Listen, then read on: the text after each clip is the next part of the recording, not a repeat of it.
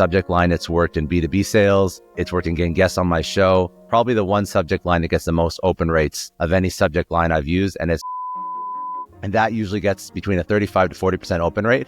And then in the actual body of the email, you're telling them that there's sort of like three versions of salespeople. So you have people that don't hit their numbers are fired, comfortable hitting numbers and they slack, and people that hit their numbers in like Q1, and then they're still like just pedal to the metal for the next 9 months. And those are the ones that just absolutely kill it. How can I grow my podcast? Like, what did you do?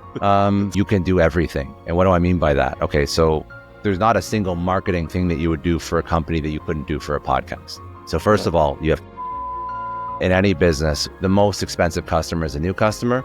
The cheapest customer is a returning customer. When people, they're just great marketers and they have shitty product, it's because they don't feel like they can attract the person the second time, which is no way to build a business. It just exists in this course creator world. Nowhere else would a business survive only selling to a customer once.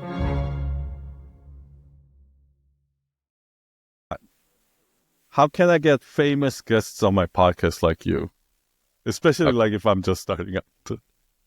I think if you try and if you start to build a podcast and you want to get the most famous guests on your show, and I'm not even saying that that's what you should be focusing on when you're starting a podcast, but say that's really what you want to accomplish. Getting guests on a podcast is a sales pitch at the end of the day. So you have to understand when you're selling anything to anyone, and what you're selling when you're asking somebody to come onto your podcast is you're selling the opportunity for them to tap into your audience, but you may not have a large one. And the ask is their time and their attention and their energy from the thousands of other podcasts that could be out there. So what I did was two things. First of all, I knew how to find the decision maker's email, which I knew from an enterprise sales background. So I know how to find the person's email. Now it's very easy. You can just DM them, but email, I find, especially when you're starting out, you don't have a following of your own. Email is a great way to get in touch because a lot of the social platforms, if you DM a big celebrity, you're going to get relegated to the spam inbox. You're going to get relegated to the not their general main inbox, so they may not even see your pitch. So you find their email address and you have to think of what is meaningful for them that's going to entice them to get onto your show. The subject line that I use, that I've used when I don't have other past famous guests, is a subject line that's worked in B2B sales. It's worked in getting guests on my show. I've never really used it for B2C, but I'm assuming it could work there because it's probably the one subject line that gets the most open rates of any subject line I've used. And it's my first name, last name, and then my cell phone number.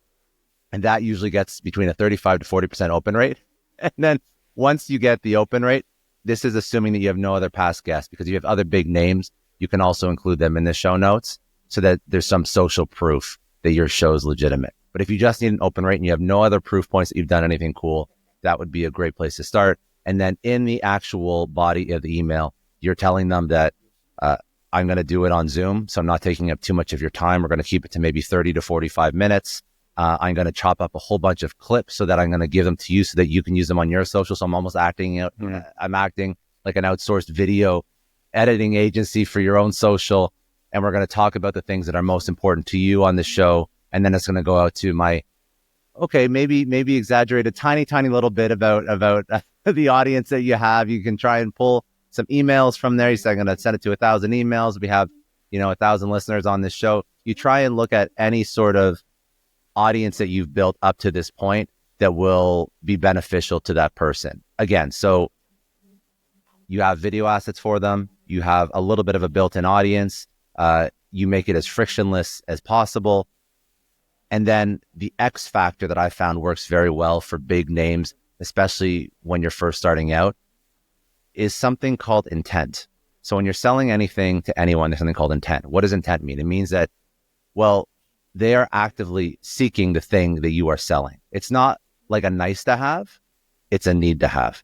And what does intent look like when somebody's getting on a podcast? It means that they're launching something.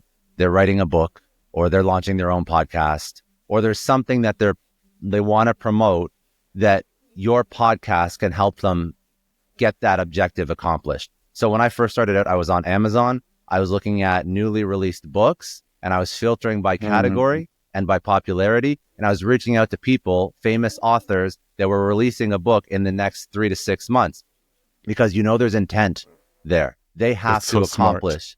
They have to get PR. They're already working with an agent. So if you're hitting them up around the same time they're releasing a book and you do all the other stuff properly, there's a really high likelihood that they're going to come on your show, because they're already in the mindset of, I need to promote my new book. I'm already paying somebody to promote it for me. Here's one other 30 to 45 minute Zoom podcast amongst a sea of probably 20 to 30 podcasts that I'm doing. So it's not going to be that disruptive to me. I'm already doing a whole bunch of them. That's how you can, honestly, without like a shadow of a doubt, get big names on your show when you're first starting out. And then as your show grows and you get, then it just becomes easier. If Would you recommend people Go ahead, to sorry. like kind of get a couple of big names first so that they can use that as a leverage to get other guests? That was going to be my next point. that? Yeah. So once you do this strategy, you will get some big names, and then you start to include those names in the pitch, in the subject line, in the email copy going out. It's just getting the ball rolling, getting that flywheel started. Yes, correct. Got it. For me, what happened was when I started, I was so bad at asking questions that I almost like wish that I kind of waited before I asked someone, because I already had some relationship with big names, but I wish I had like done a few like kind of throwaway episodes first. You mentioned, so you asked me right out of the gate, how do you get big names on your show? And I gave you an answer. I don't think that's always the smartest way to start a podcast. I do think you should get some reps in. I think you should have very comfortable conversations with people that you know, or people even that are just very charismatic that you can, there's some people that you just sit down with and right out of the gate, you feel like you're best friends. I was listening to Patrick Bet-David speak about when he started the PBD podcast, not the original Valuetainment podcast, but the PBD podcast. I think one of his first episodes was, if I'm not mistaken, his barber, who was just a super charismatic dude who he just wanted to shoot the shit with on his podcast. Now, he had already had tons of podcasting and hosting experience. But the point is, you don't have to aim for big names right away. I think it's important for you to get comfortable just asking questions, having conversation. And once you put the reps in, then obviously those big names will be a lot less stressful. I also did the same thing, and I pulled on Grant Cardone, Guy Kawasaki, Anthony Scaramucci way too early when I was way too nervous. And the episodes turned out okay. And then we've done Guy Kawasaki. We did another episode more recently. So, you build relationships with these people. They're going to come back more than once. So it's not really the end of the world. But yeah, it's. I think you should put a couple reps in before you start bringing those names on. Because in the beginning, I got a little bit thrown off because like you are really good at like just kind of talking. But I noticed that not everybody is, like even some famous people, and like they just give very short answers, and I'm like, oh shit, I ran out of questions. You need to. There is an art to an interview. I've always been, I guess, a little bit of a conversationalist. I think I'm much better now. 6 years of doing it as a job, I think I'm much better now than when I started. But if you look at Joe Rogan. Look at Joe Rogan when he started versus where he is now. He's become a great conversation. He's always chatty, but he's become very good at the art of conversation and the art of, if you feel like the answers are short, then there's a Chris Voss hostage negotiation technique where you repeat the last couple words the person said with an upwards inflection and question, and then they'll just go deeper. You can do stuff like that. Or you can just be very explicit and say, please go deeper or explain more or why was that? And people usually open up. And there's also a little bit of a pre-framing at the beginning where I say, especially if I've listened to their episodes before in the past and I find that they are very short with their answers, I say, listen, this podcast is all about you. I can talk all day. My audience doesn't want to hear me talk. They're here for you. Please feel free to take some time, answer the questions fully, give some context, tell some stories. That's what the audience loves. And when you frame it like that, when you're going into the conversation, right off the bat, I think they feel a lot more comfortable spending time and just living in their answers. I have so many more questions around podcast, and I want to dive deep. But first, can we hear kind of your journey of like, how did you go from like an employee to an Sure. entrepreneur where Yeah. you are now? Yeah. So when I started my career, I was an employee in sales, and I did very well in sales, and I was in tech sales. I was working for a large telecom in Canada. And then I moved to another company where I was leading sales and marketing, and that company was acquired by private equity. And I can talk about, it depends on what direction you want to take this in, but that was sort of my first version of entrepreneurship, equity, ownership, exit event. And that was a light bulb moment for me, because ever since I was very young, I looked at the careers that my parents had, and I understood that the safety and security and the pension that my parents were fortunate enough to have was not a reality for me or for the majority of people. So I had to figure out another way. Because at the time I have a much different view of retirement now. But at the time I was like, okay, so how do I retire at 65 if nobody's paying me a pension? That means I have to have a lot of money saved up. And in Canada, where the marginal tax rate is over 50%, okay, so how much money do I have to make per year? And I couldn't see that in traditional 9 to 5. How So in old my were mind, you at this time? oh, this has been a thought that sort of evolved over my entire life. This idea of, 18, 19, 20, when I Because didn't see me following the same path as my dad and my mom. yeah, not to cut you off, but Yeah, yeah, just because like I thought that was interesting because I heard you talk about this story before, and like me and a lot of people that I know, yeah, we don't think about that. We don't think about when we're 60. We don't think about retirement. We don't think about. I just feel like a lot of people don't think about financial security at that much. They just want to yeah. party it up right now or No, I whatever. was like, no, because I've thought about this a lot. And I think that what created the most discord and stress in my life was the fact that your childhood experiences, if they're positive, and mine were, are kind of what you want to aspire to achieve in your own life. And then I understood that if I worked the same amount as my parents did, I would not have the same lifestyle. So then that creates this imbalance. I'm like, okay, so the path that I enjoyed growing up, because I always wanted to have a family, like American dream or Canadian, whatever, American dream, white picket fence, you get it, like detached home, like the whole American, whatever, the whole American dream. And I realized if I put in the same amount of hours as my parents did, I wouldn't have that. And that was really stressful to me.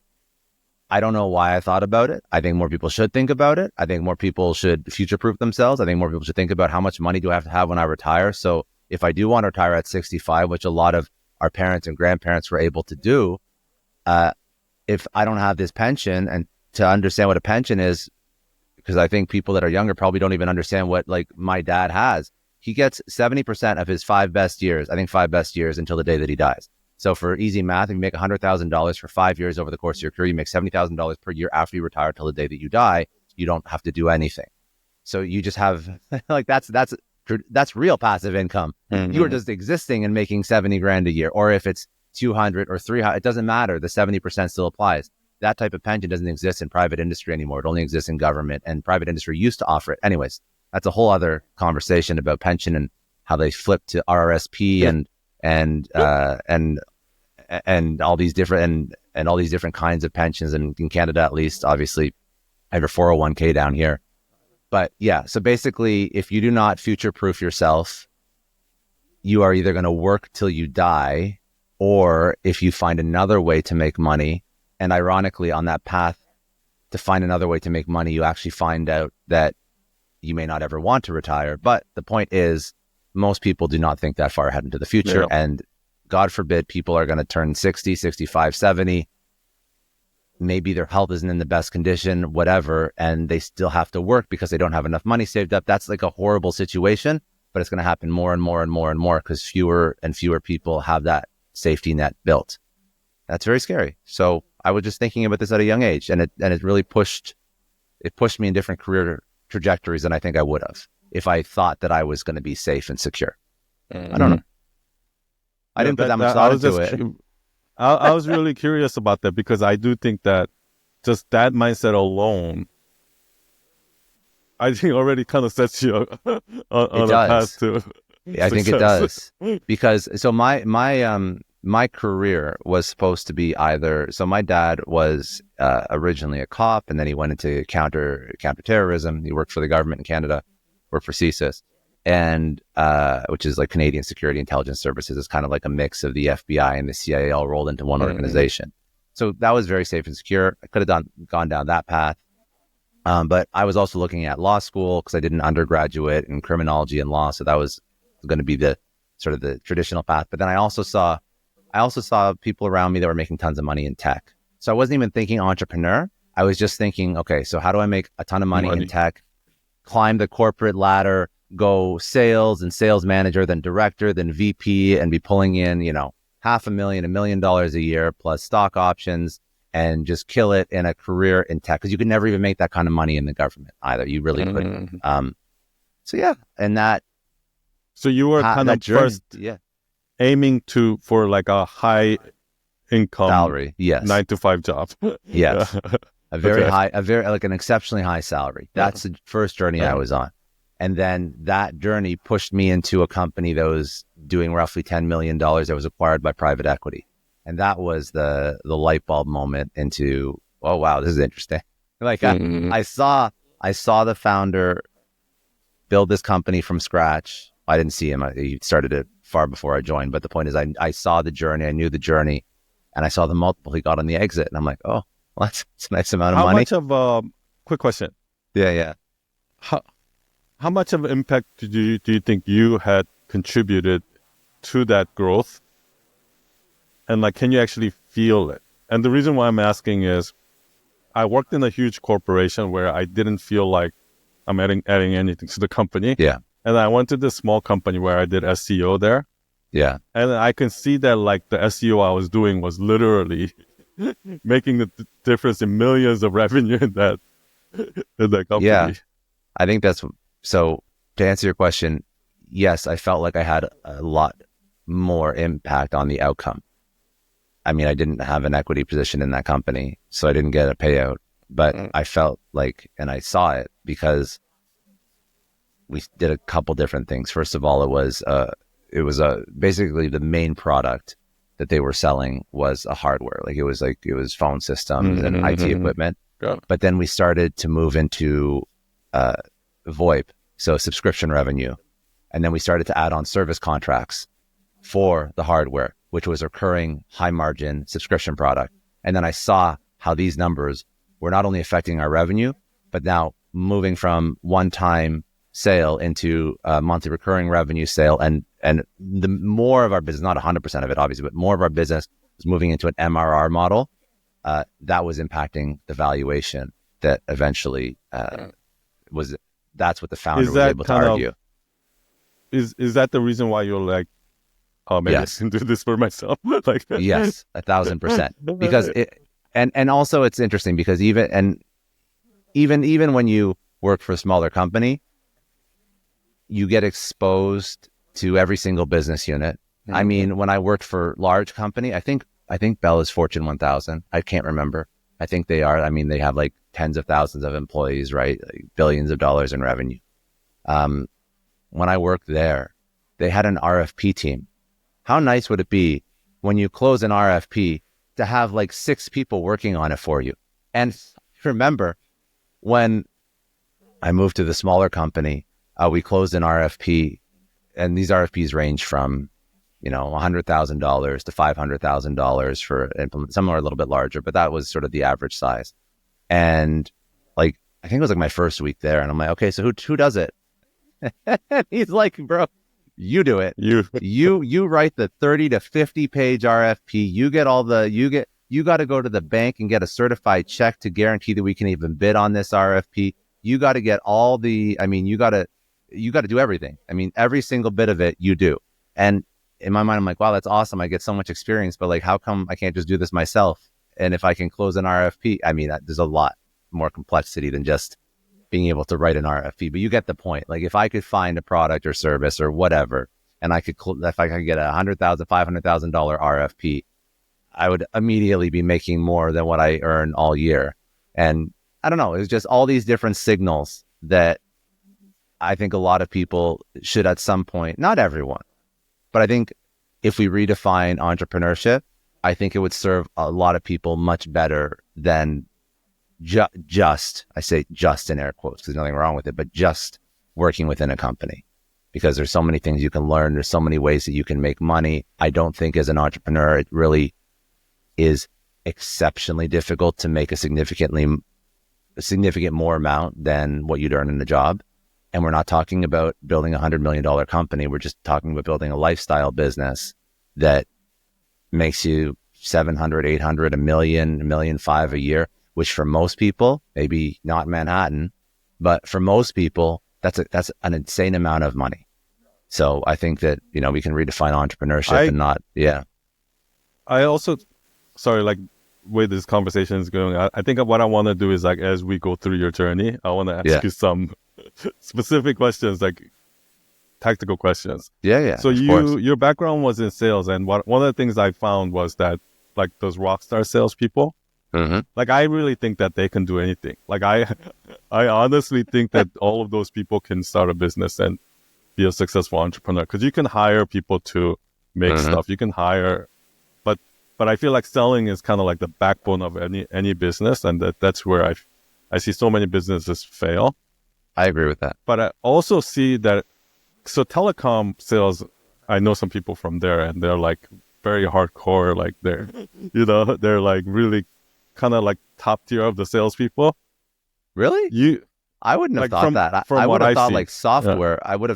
So telecom is very legacy. Yeah, you have some rock star salespeople, but I would assume that a lot of the talent actually goes to SaaS companies because they have higher comp packages. And I guess, I guess like the time I'm talking about, this is before SaaS days. Yeah, like selling T1 lines and things like that. Yeah. But it had a very like that like Wall Street brokerage house feel to it. Like I had one of my really close friends was one of them, but it also looked like there's like that top 5 to 10% who are just killing. They're just making so much money. Yeah, and then the other 90% just suck so bad. Yeah, what separates like? What do you think separates those groups? Well, within a large organization, I think there's always Pareto's principle, I think, applies everywhere. So for sure, 20% of your sales force is going to deliver 80% of the results. I mean, from what I've seen, I would say there's two people that stand out as sort of top performers in the organization. The first is just somebody who has been there for an exceptionally large amount of time and has built a book of business. They have deals that come in all the time. That's not really the avatar that I would model, though. They've just spent their whole career there. So people trust them, their customers trust them, they keep reaching back out to them.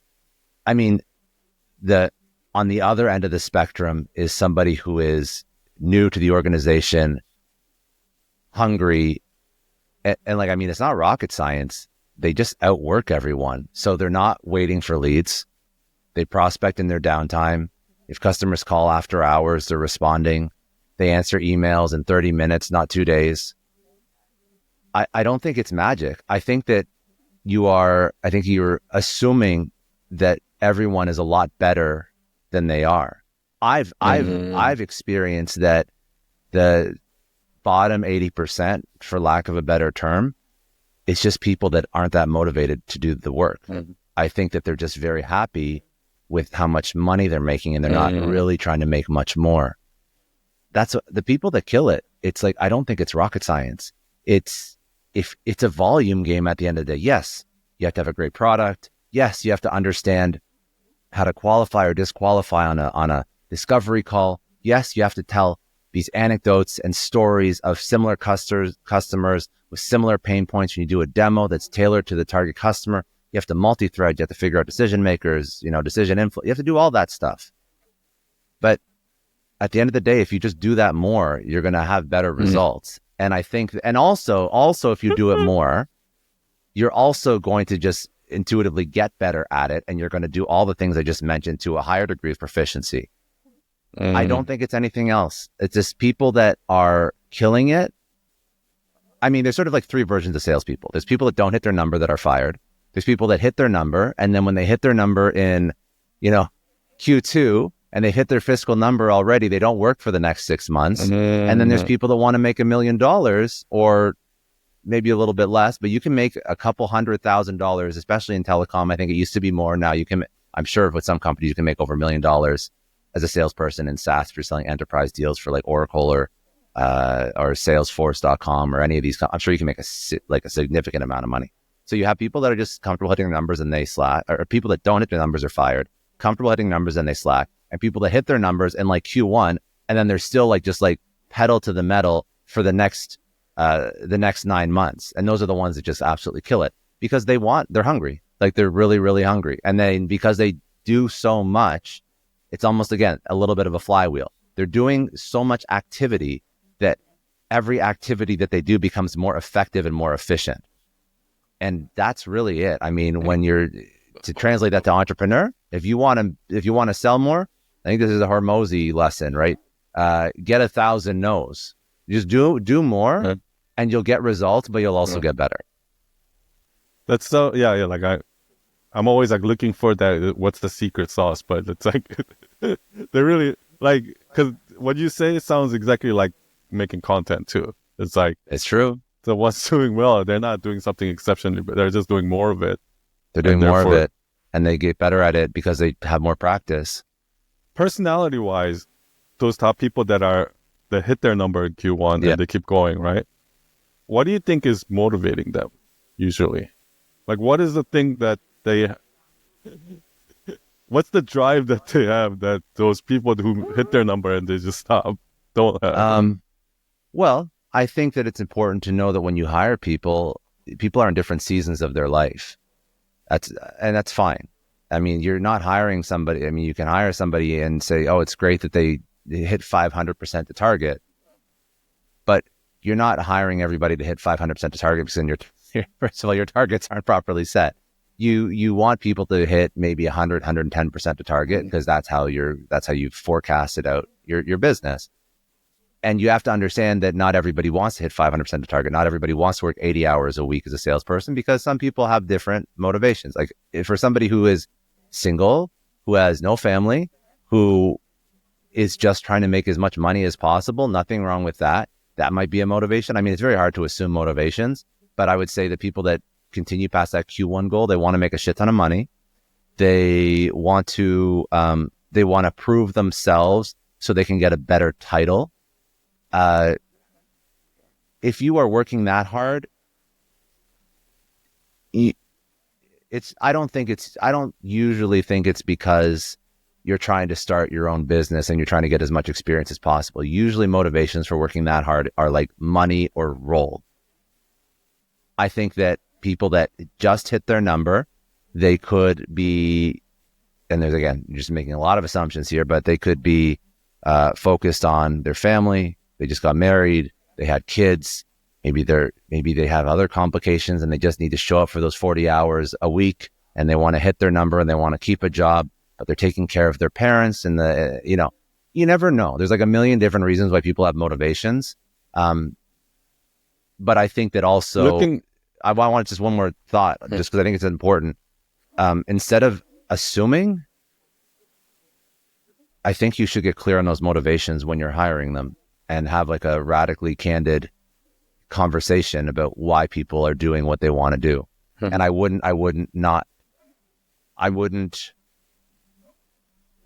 ever not hire somebody because they want to have like a good balanced life. I think that's actually very important, and that's a stable person in your organization. Because keep in mind, the person that is gunning for money or position, there's a very high chance that they are going to look for the next best thing if those are motivators for them. But somebody who is okay with hitting their number, their target, and having kids and having a family, and they don't need more, or this is not the season of their life where they're looking for more, that person could stay with you for 5, 6, 10 plus years. And that could be a very stable contribution to your company. So there's pluses and minuses to every kind of person, as long as they're doing the bare minimum that is well, not the bare minimum. They're hitting the KPIs you set out for them. Yeah, like I noticed that rock stars usually come with their own set of problems too. They do. And I mean, you can make assumptions about like personality traits, and you can probably run a disc profile or what's the other one? Where you get like the ENTJ, or I don't even know that one. There's another one, Myers-Briggs. That's Yeah, it. You have Myers-Briggs. Myers-Briggs, and you can see different personality traits, and you can make an argument that there's some personalities that are more traditionally set up for sales than others. But yeah, I think that personalities aside, rock stars do have their own problems. Not all.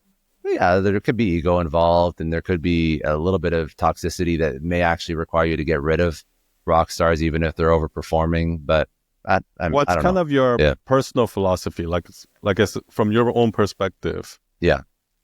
are you motivated by like money? Are you motivated by like for No, me? Like, it's a well, yeah. go, no, sorry. Tell me yours, and then I'll tell you mine.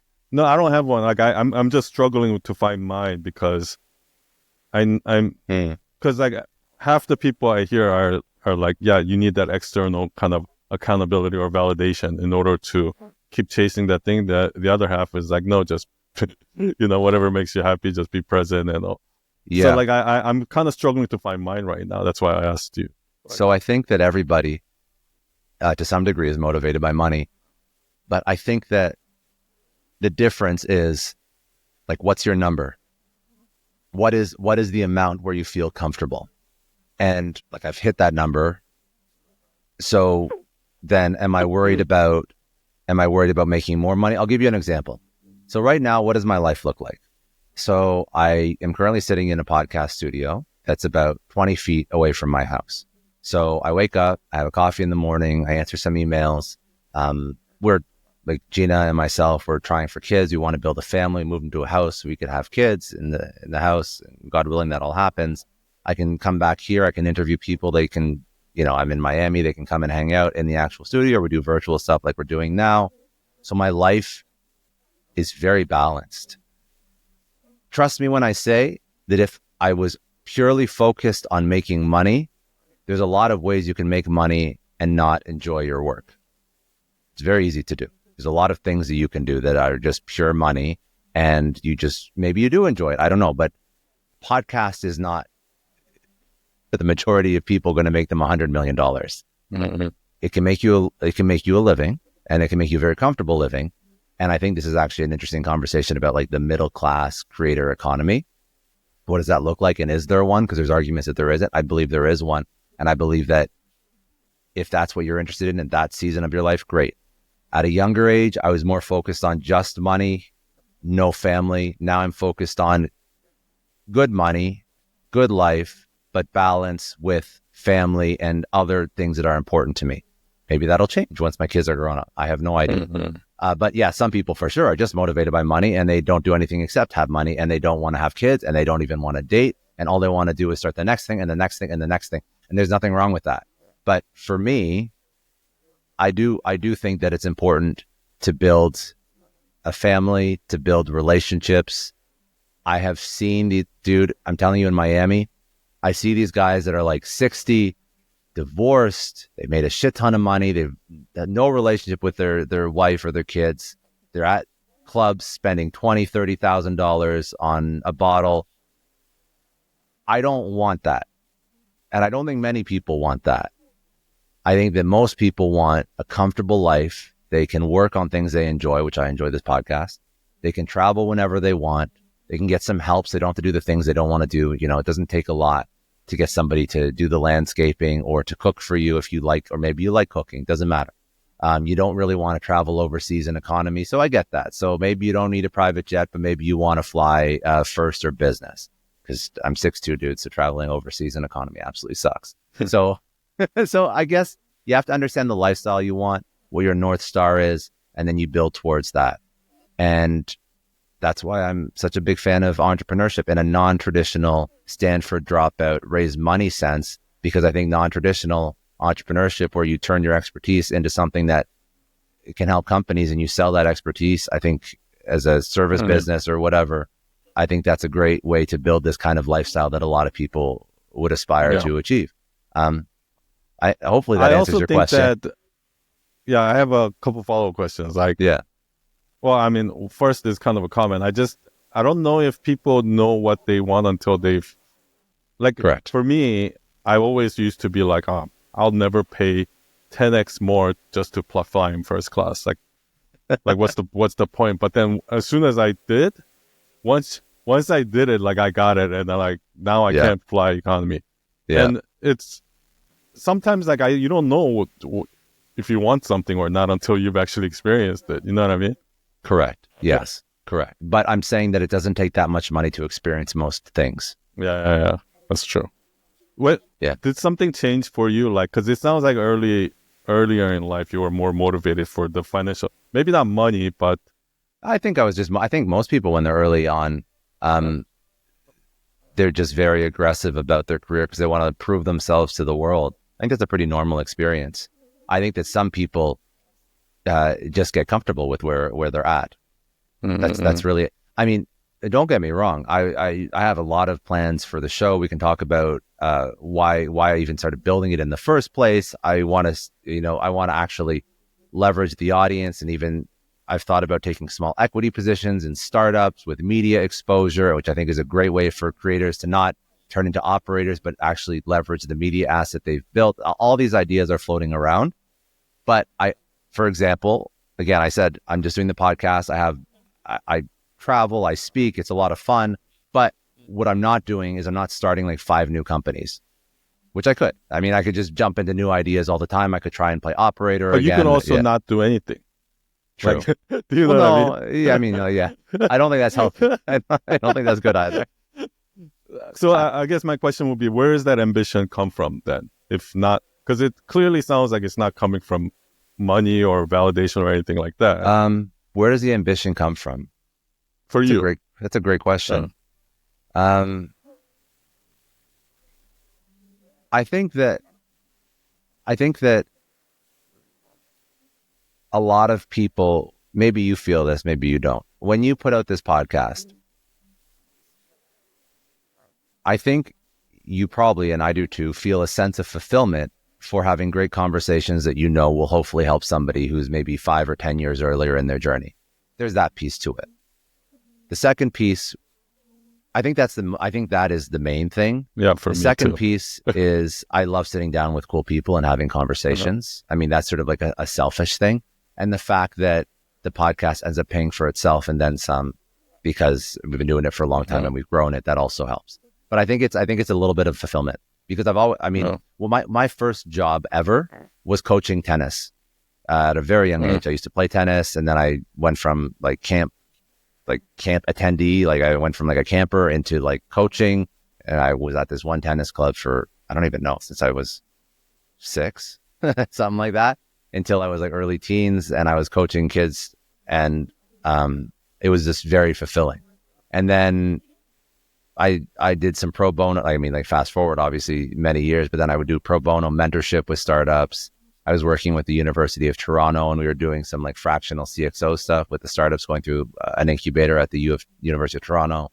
I just enjoy it a lot. I think that, and I don't think I'm alone in this, when you have experience with something and you tell that somebody has a problem, and because I appreciate this when I have a problem and somebody does the same thing to me. When you have experienced something, you tell somebody the solution to the problem, or you help them uncover it themselves, and you see this transformation of this person from stressed and anxious and not knowing what to do to, oh my God, all of a sudden I feel like this weight's been lifted off my shoulders. I think that's a beautiful thing. I think most humans want to help other humans achieve that feeling because, I don't know, I think that life doesn't have to be that hard. And I found that with the podcast, I can just do that at scale, which I think is also a very nice thing. But continuing on, you were talking about you're giving somebody a light bulb moment, and yeah, I think that when you give somebody, you've helped somebody overcome a problem, and they're going through something you've already gone through, and 5-10 minutes of your time can just lift this weight off their shoulders, and you see the before and after of that person. I think it's a very fulfilling feeling and I think that with the podcast, I believe that, and you as well, I believe that we've both been given the opportunity to do this at scale. I think that having conversations and being, you know, gifted in the art of asking good questions and pulling out information from people that have solved these problems and built incredible things. I think that that's, I think it's a good business to be in. I think it's a valuable business to be in. I mean, if I think about the businesses that I would like to participate in, they're businesses that give value to the world and not just extract value. And I think this is, I mean, there's many ways to do it, but I think this is one way that I enjoy for like all the reasons I just mentioned. And I think that that's sort of what gives me ambition and drive to do it. Yeah, that deeply resonates with me. Like because I think I'm the same way. I'm like, I get more joy out of like being the person to do that for somebody than having received it. I feel that too. And I'll tell you, like, I think that the litmus test that you can deploy to see if the work you're doing actually fulfills you it's very simple. I mean, this is not like a new idea. Like, would you do it for free, right? And I can say with almost 100% certainty, if I made no money from this podcast, I would still do it. I'd have to find a way to make money. Maybe I would just do it at night or on the weekends, but I'd still enjoy it a lot. And I think that's a great test for whether or not what you're doing is fulfilling. And that, I mean, that's not, I think we're very fortunate that we can do this for jobs, right? I don't think that's the norm for most people. I think most people find their work as fulfilling, but maybe that's something people should like strive for. And maybe that's a good sign that what you're doing isn't what you really should be doing for the rest of your life. I don't know. So can you kind of talk about how you got there, how you got to the point where not only like, okay, from that sales job you had to being an entrepreneur and starting your own business. And then like, I guess from there, you didn't really have to start a podcast, but you did. Correct. So I also want to hear about that too. Sure. So which one do you want to go into? Do you want to talk about like why I started the show in particular, or? Yeah, let's actually jump to that since we have limited time. Whichever. I mean, I'm okay. Yeah. So I guess, okay. Yeah. So, when I started the show, yes, I wasn't super concerned about money, but also when I was starting the show, I was building the last company, which was acquired right at the end of COVID. And that was a broadcast software company. And I had started the show while we were still building that company before we were acquired. And the reason why I started the show was because basically how that transaction took place, Grass Valley was a company that acquired us. And for lack of a better description, there was a try before you buy situation. And we were working with Grass Valley in like a joint venture capacity, knowing that if the product that we had, which was a SaaS product for broadcasters, if it did well against the Grass Valley customer base, they were going to acquire the whole company. So basically, why is that important? Because like writing was on the wall that we were going to get acquired. We already had a strategic buyer that was lining us up. And the podcast was, first of all, at the beginning, kind of like how do I describe it? I was sort of future-proofing myself. I knew that this exit was going to happen. There'd be a little bit of money, not like never work again money, but there would be a little bit of money. But I also knew that it wasn't going to be big enough that I would never have to do anything. And I wanted the next thing that I did just to be a little bit easier. I was taking a note out of Gary Vee's playbook because I saw what he built and I saw the brand that he built. And I understood that now he can launch companies against that brand because he has all these eyeballs, and he did it with the NFTs and VaynerMedia and Empathy Wines. And well, VaynerMedia was kind of the main one, but he launched all these other brands against that audience. And that was really it. I didn't know what I wanted to launch against the audience, but I'm like, let me build the audience. Speaking about content that I love, I'm a marketer, so I know how to do all this stuff. I know everything from, again, the graphic design to the copy that goes into newsletters that promotes the show to audio video editing. And I've definitely gone down the rabbit hole and learned way too much about cameras than I ever thought I would have to learn. Now I understand aperture and key lights and all this other stuff that I never thought I'd have to know. But and I'm kind of like, as an entrepreneur, I do dive into the weeds to learn before I hire. But I just knew sort of the ways to market it. I knew how to run paid traffic against it. I knew how to clip out 30 to 45 second videos. I knew how to write a great newsletter is going to drive traffic back to the podcast. So I knew all this stuff. I'm like, let me just start it. So that was really the start. Was that all skills that you kind of learned building your business, or? Well, because at this point I had done a lot of consulting work with early stage startups doing fractional CXO work for them. So it was CXO is it was a mixture of CRO and CMO gigs. And then yes, also from building a company. Were you doing that kind of while you were still running your business? Yeah. Or yeah. And yeah, exactly. Okay. Yeah. So I was taking, wow. Yeah. So you had your own business and you had a side hustle while you had your own business. Yes, correct. So yeah. So for clarity, yes. I mean, yes, yes, I did. Yes, I did. That's all. Yeah, I've never heard of that. Because usually people that build their own business just do their business, right? Well, okay. So understand that there's many ways to build a podcast. And for most people, they build a podcast that would lead back to the business, right? That's the majority of people. Yeah. I think the reason why I didn't start a show for the company is because I knew they were we were going to be acquired. You were selling, yeah. Yeah. So I was like, I want to start this in preparation for whatever happens after. And were you putting out content or building a personal brand in any other way before you started the podcast? No. Podcast was the thing. Podcast was the thing. Okay. Yeah. I mean, I had dabbled on LinkedIn. I had built a decent audience on LinkedIn, but it wasn't significant. And then I used the LinkedIn audience to launch the podcast. The podcast actually was first called Sales versus Marketing because it was a sort of a play on what I was doing every single day, which was sales and marketing. And I was interviewing CROs and CMOs.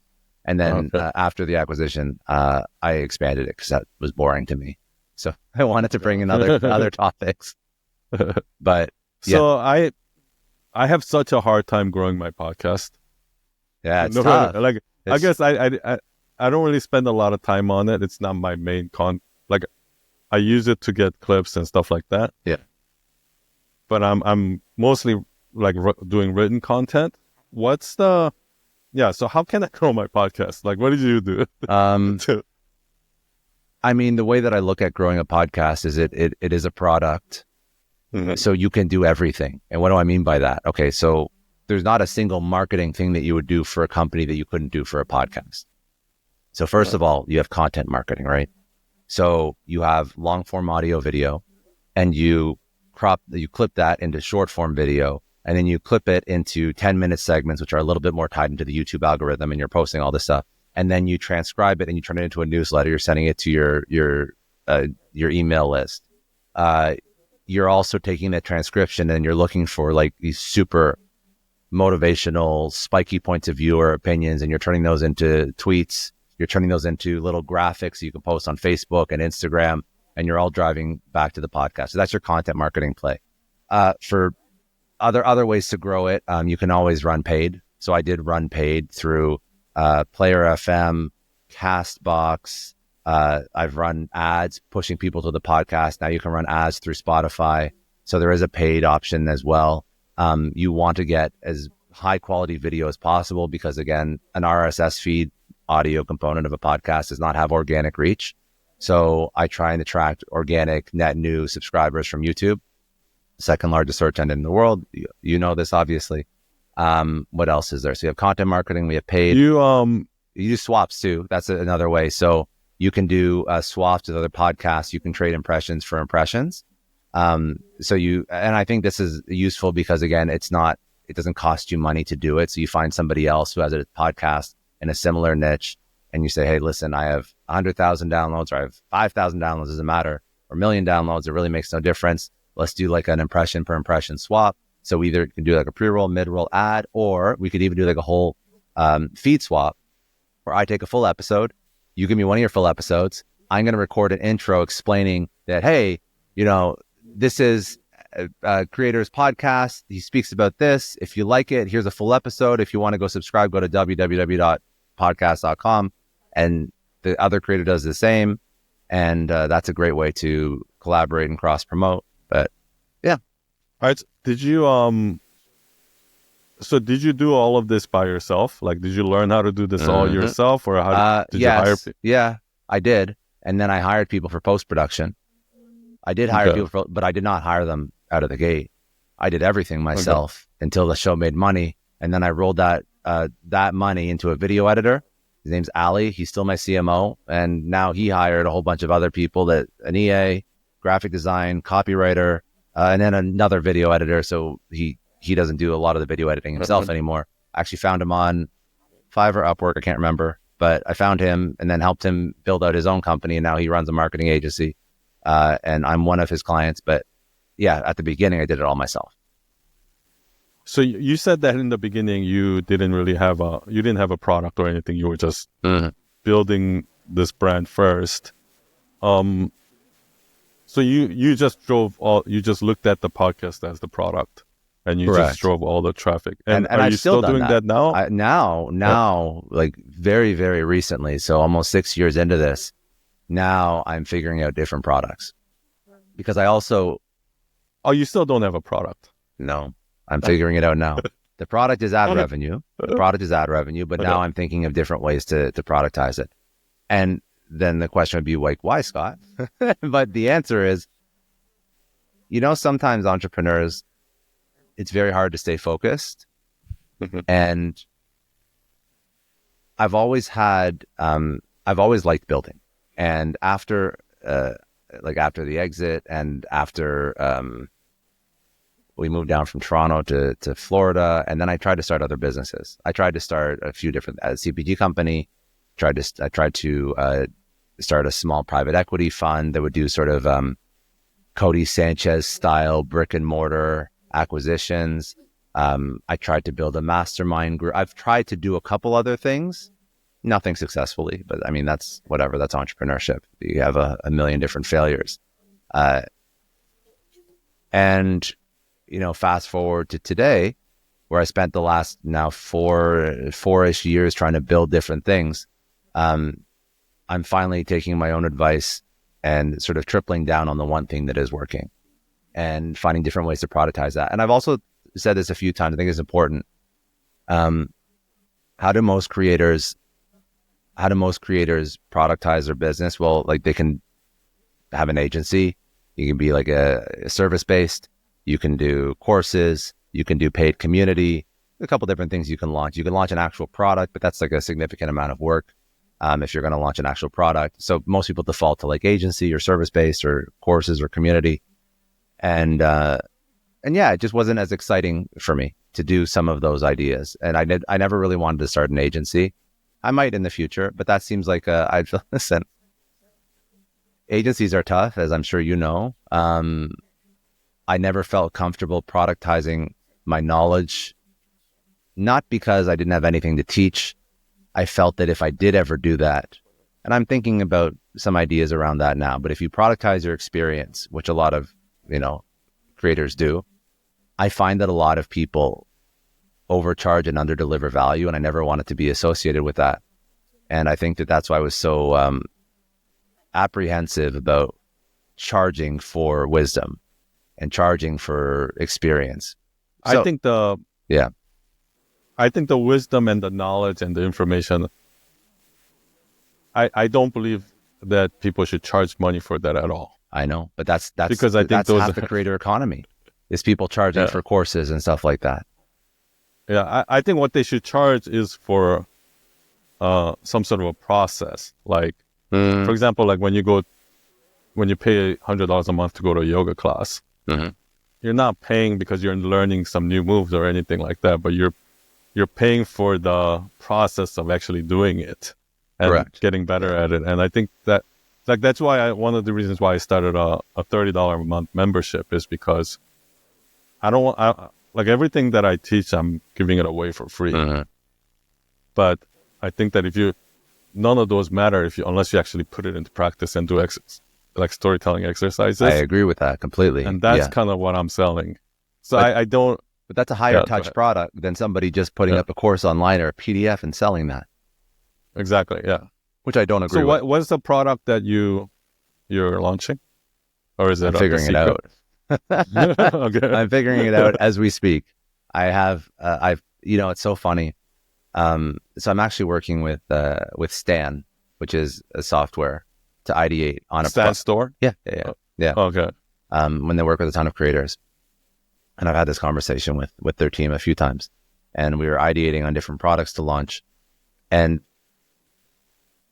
probably because I have if I'm going to attach my name to something, I want it to be exceptional. So we put together a couple like courses and processes. But then what ends up happening is I end up not wanting to charge for them because I think they're good, but not good enough to charge a significant amount of money for. So I have like 5 lead magnets now. I have all these different lead magnets. So you're collecting a lot of email. I'm collecting a lot of emails, but I'm still thinking through what is worth money. And that's, it might be a community too. I think that, listen, we're talking about an environment where people are charging like $5,000 for a couple videos in Podia or whatever course hosting platform they're using, right? Or Kajabi. I think that already, just because if you're putting a little bit of thought and care into the problem you're actually solving and the customer base that you're serving, I think already you're going to be ahead of 99% of people online. But still, you want to make sure that if you've built something like this, it's valuable. It solves real problems. People don't have buyer's remorse, right? You should look at, if you're going to launch courses, in my mind at least, I look at it from the perspective of, okay, so we know our customer acquisition costs, we know what people are willing to pay, but then let's apply some other SaaS ideas. Let's talk about lifetime value. Do they keep coming back for more, or after they buy one thing from you, they never engage with you ever again? That's not a good indicator that you're getting value. Biggest, I think that's the biggest struggle for most of those. I know. So in my mind, if I put something out, I want it to be so good that they come back for the next thing and the next thing and the next thing. And there's a few creators that do this very well. I can't say that everybody is not good at this. There's some people creators that do this exceptionally well, and they put out so much value. I mean, if you look at Dan Coe, if you look at Jack Butcher, these are guys that people keep coming back. It's like the people that buy their stuff. If you look at who else does a good job at this? It's also because their product, the price fits because I feel like the price is actually an important factor. Because if you were selling the same thing for 10x more, like it might not work out. But then because they're selling it because they're not trying to gouge the market. They're happy over delivering value and underpricing it, but then that's creating, ironically, a higher long-term value customer, a higher LTV customer that churns less, that is becoming a fan for life, that starts to evangelize you and speak about you and tweet about you and whatnot. So But what you said about kind of that SaaS model, I really like thinking of it as like a SaaS business, because like that's what with my community, that's what I want eventually, like a few years down the road. I want to take everything that I learned, what's working, and then I want to actually like build more of an app, kind of like Duolingo or something like that, where, okay, I know these things make them do these storytelling exercises and share their story, blah, blah, blah. So I can actually like build it all into the app, and I would love to do that down the road. And you have to think, like, in any business, the most expensive customer is a new customer. The cheapest customer is a returning customer. So it just makes good business sense. That's really it. But I think that when people put garbage into the market and they're just great marketers and they have shitty product, and we all know them, it's because they don't feel confident and they don't feel like they can attract the person the second time, which is no way to build a business. For some reason, it just exists in this course creator world. Nowhere else would a business survive only selling to a customer once. They go out of business. But because courses are such high margin, I guess in theory, people are able to do it for a long period of time. Yeah, sorry. Yeah, you just made me realize that something, like, because people do charge a lot because they know that they can't, for example, they know that they cannot get 1,000 customers. So I'll just sell to 20 customers, but at a really high price or something like that. It's true. But the thing is, they use the excuse of, I'm charging a lot because it's valuable, or like it's, you have to, if they don't pay attention. So they use that, they hide behind this excuse. But what they're really doing is, like, what And I think a lot of them are just lying to themselves. Like they have this deep insecurity of, I don't actually think this thing can scale, or like, I so I'm believe just that. going to try. I believe that. I think that's actually very accurate. That's funny. I've never thought of it that way, but that actually makes perfect sense. It does. I'm really loving all of the things that you're saying, because you're kind of reiterating to me, because I go into that world of like, okay, where's that secret sauce, or what's that new sexy thing? But like, you're really kind of like humbling me to be like, okay, everything really is like, if I look at everything I've done, it is really doing the basics, just more of it. And I like, even agree. I don't think it's that complicated. I don't think business is hard work, but it's not complicated. I mean, there's only so many levers you can pull. If something's not working, it's usually because your product sucks.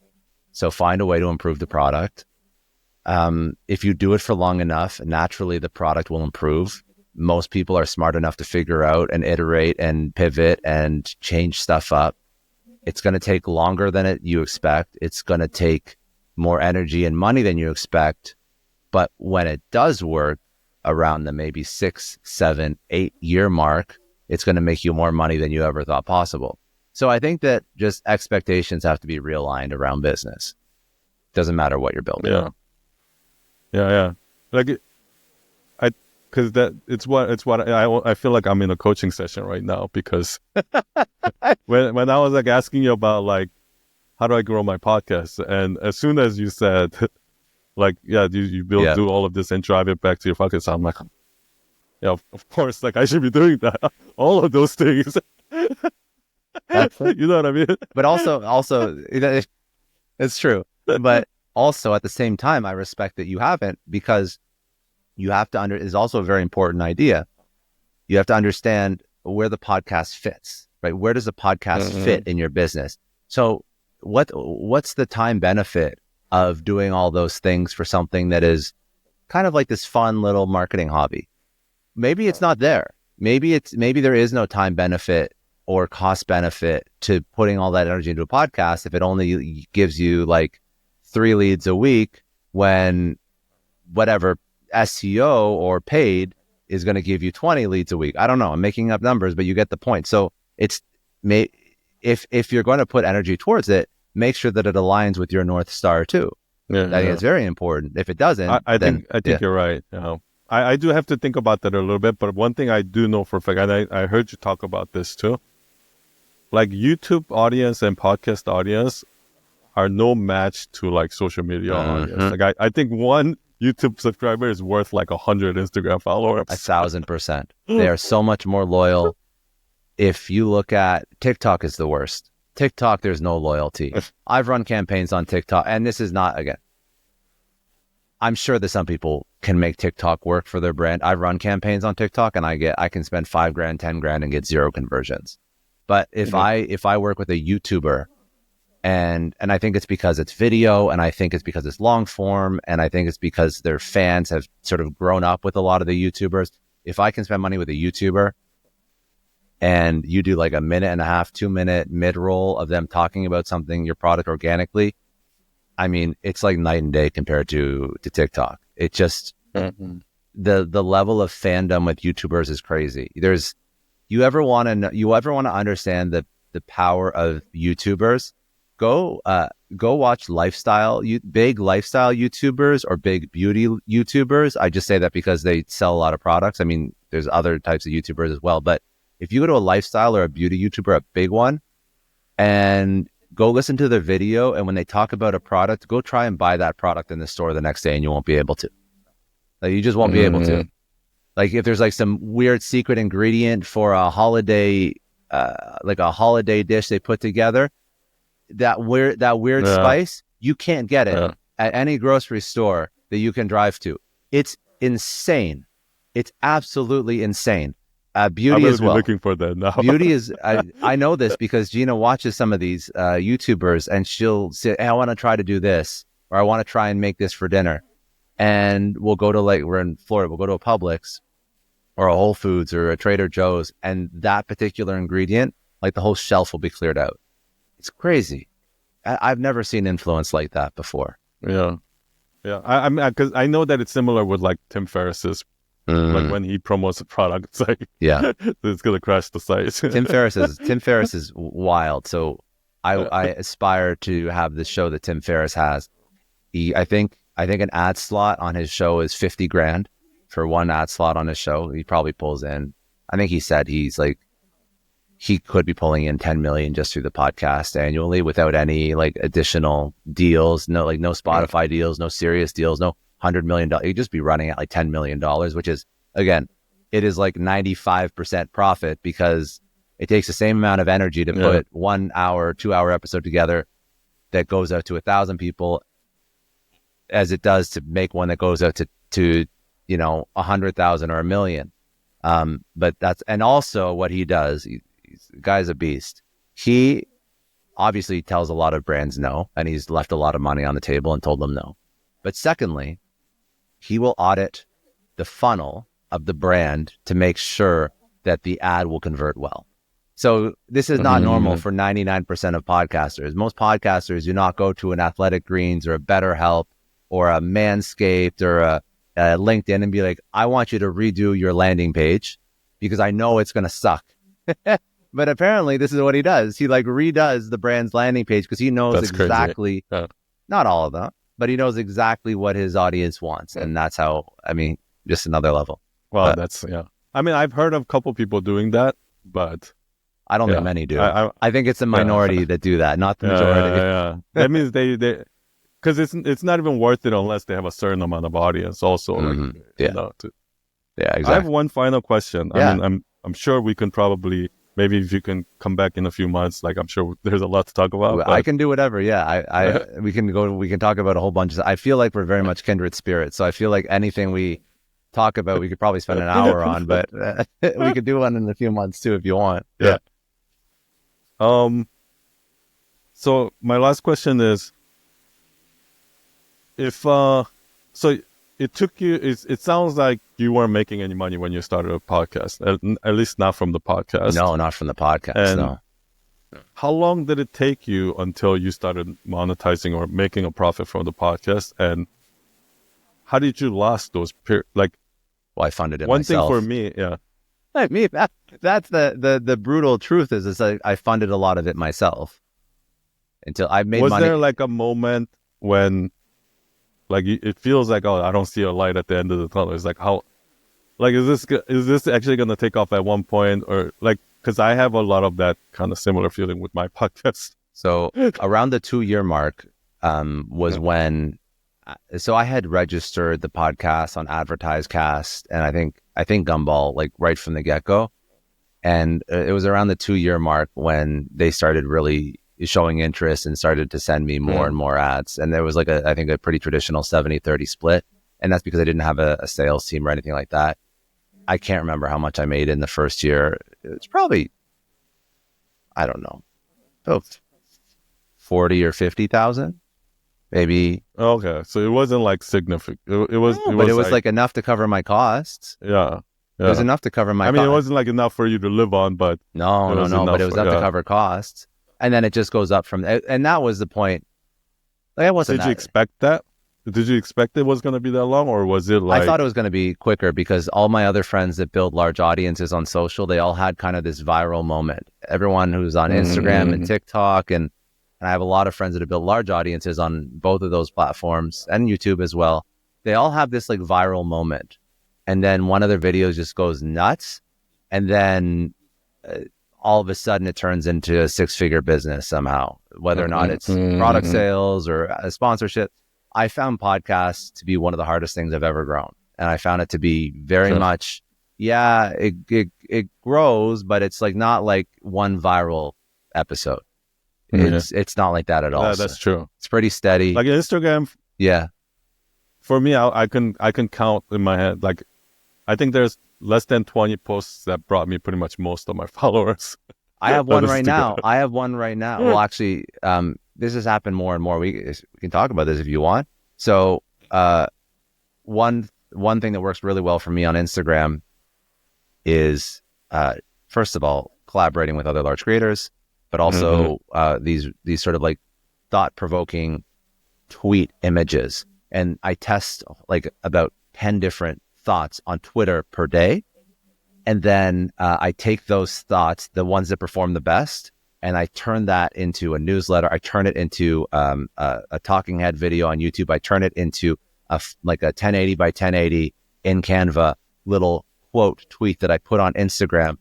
And the important thought in that story is finding a way to test a lot of ideas and content quickly, which for me, it's Twitter. But whenever I do that process, and I do that process now daily, I'll put a graphic image on a 1080 by 1080 image on Instagram, and that probably gets me 5,000 to 10,000 followers per image, which is, I mean, now that I have this little formula, I can rinse and repeat, and it doesn't always hit, but it does quite well. So, I mean, and we can go back to podcasting in a second, but the takeaway is, yes, find the type of content that hits. I don't like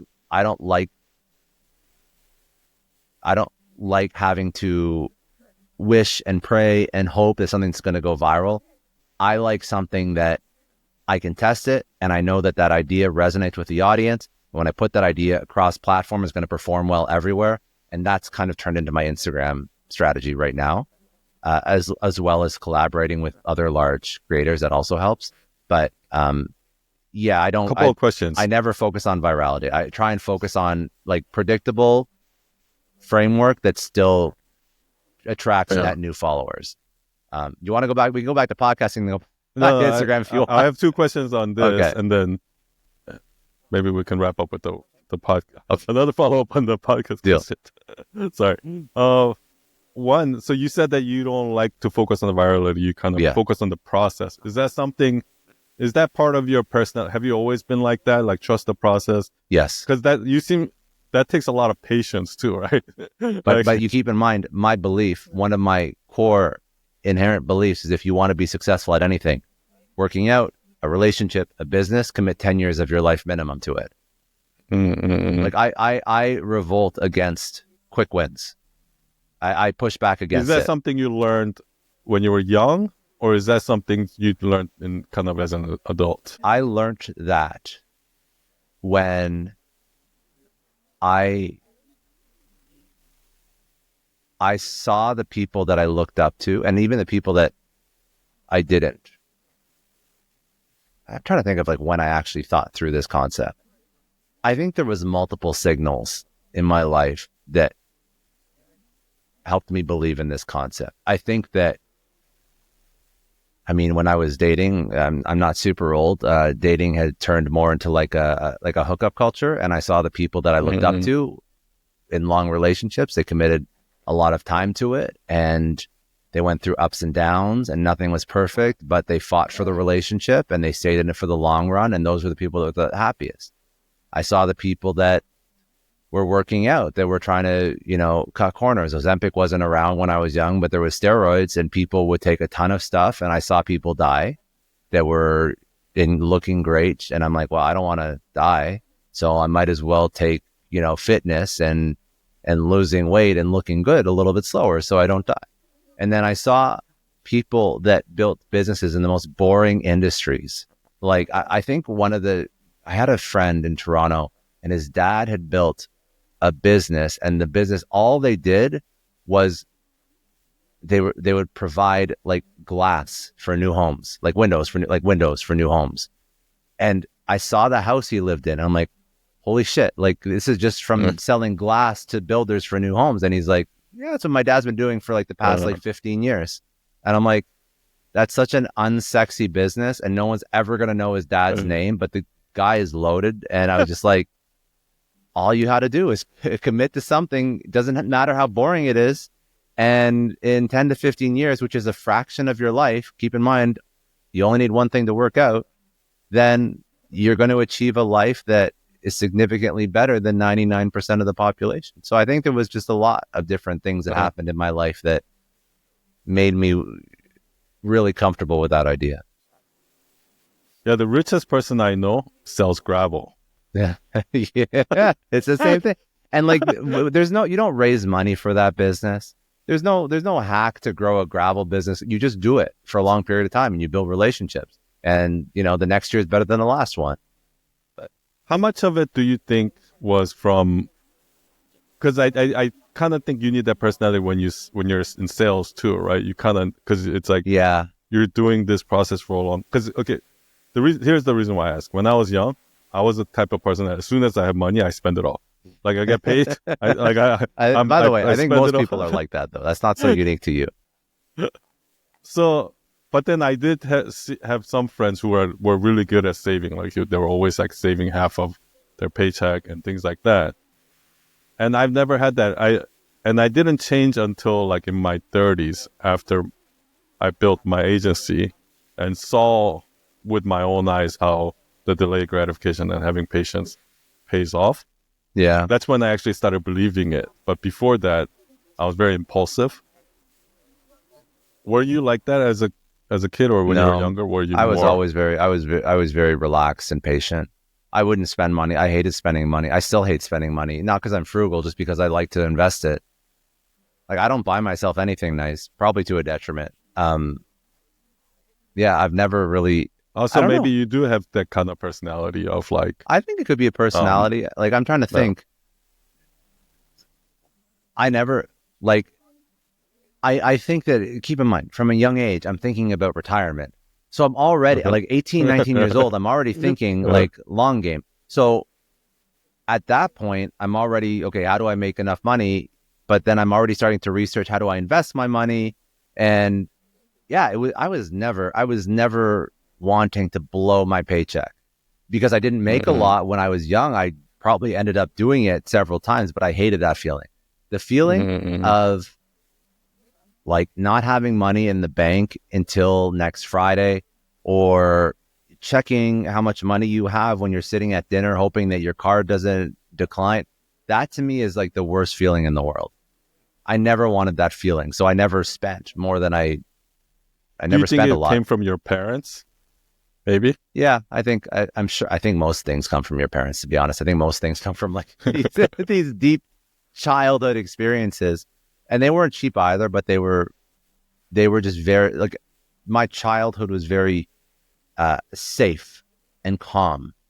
And, you know, my dad was not going out and gambling or going out and spending tons of money. Like everything was like, we lived good, but we were very happy and we didn't go beyond our means. And I was like, look at how happy my childhood is. Why don't I just live the same way as how I was growing up? And it seems to work out.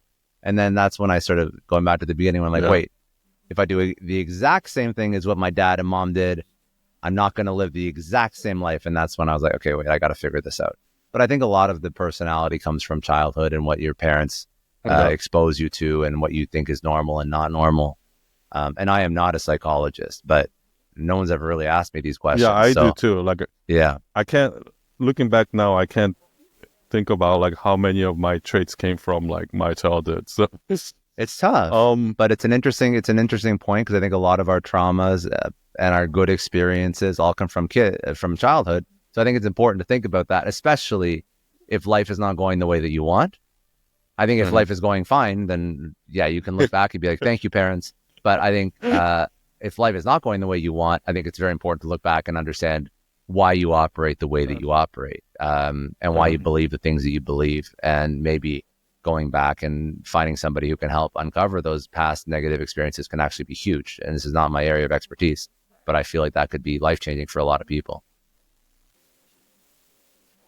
Second part of that Instagram question was, so you said that you tweet like 10 things and then you take the ones that do well and then you repurpose them. Like, from my experience, what I found is that a lot of the stuff that I'm talking about is like usually the same thing over and over, just packaged differently. Yeah. So when you post those 10 things, are they like 10 completely different ideas? Or is it like just maybe a similar advice, but worded a different way? Like because right now I feel so repetitive. I feel like I've said repetitive. The same thing. Like no. A lot of it is repetitive. A lot of it is repetitive. But sometimes a lot of it is repetitive. But I try and pull an inspiration from the podcast. If we spoke about something that I haven't spoken about before, I'll test out an idea from like this show. Like I probably have 5 or 6 different ideas of things that I can talk about that I don't normally talk about. Maybe I'll mention something about childhood trauma. Maybe I'll mention something. I don't know. I'll think of something that'll be a little bit different than my normal my normal sort of like go-to topics. But I also think what keeps it fresh is I usually tweet at night, and I really try and think of all the worst things that are happening in my life and turn that into content.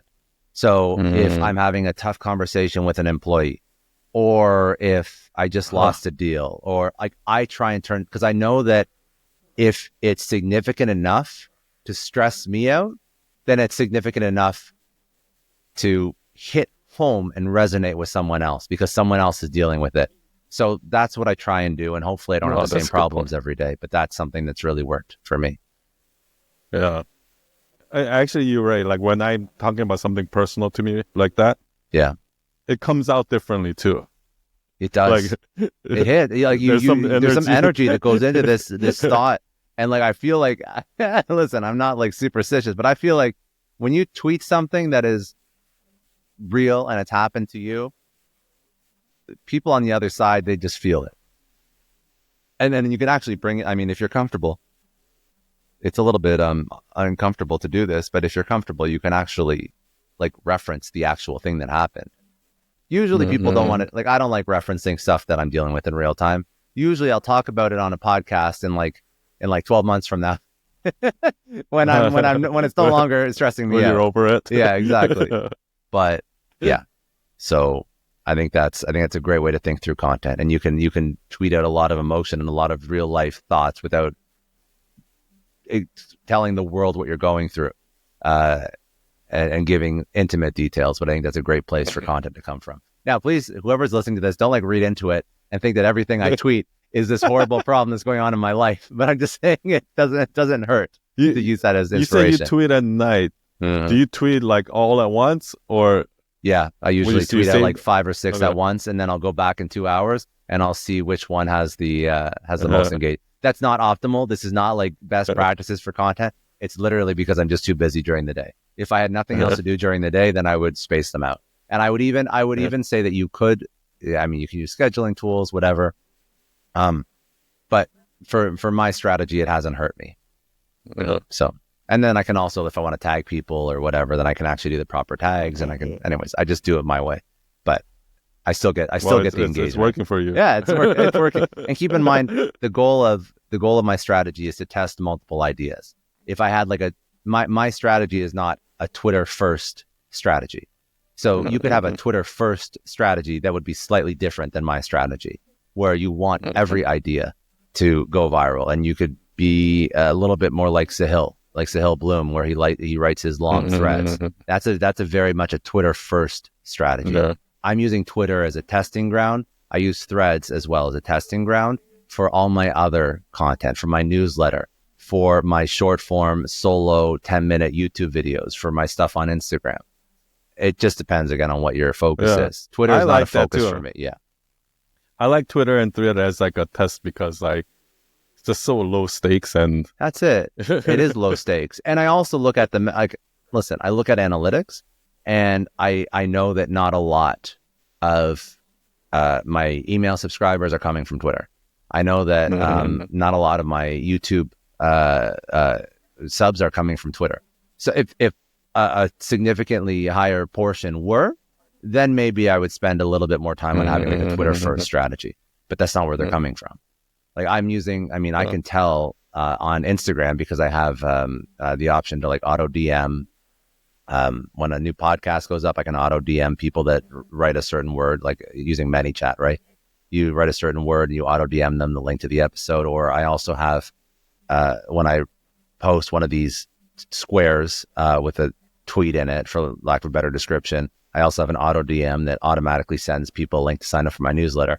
And a lot of people are signing up my newsletter through these tweet quotes, getting an auto DM into their DMs with a link to sub. So yeah, I mean, everyone has their own workflow. Just figure out what you're optimizing for. Perfect. Yeah, thank you so much. I think you're gonna see like a year later, when you look back from this day, you're gonna see like my podcast start growing from. I hope so. This day, because I hope so. I really hope so. Promote the hell out of it. I really hope so. That'd be amazing. I'm happy if any of my ideas helped. Thank you so much for your time. Thank you for all the advice and wisdom you share with us. My pleasure. Other than sending people to your podcast, where can people find you? The social is pretty easy. Every handle is at Scott D. Clary. So that's every handle. And then the podcast is successstorypodcast.com. And they can find everything in there. Awesome. I'll put everything in the show notes. Thank you so much for your time again. Thank you everyone for listening, and I'll see y'all next week. Cheers.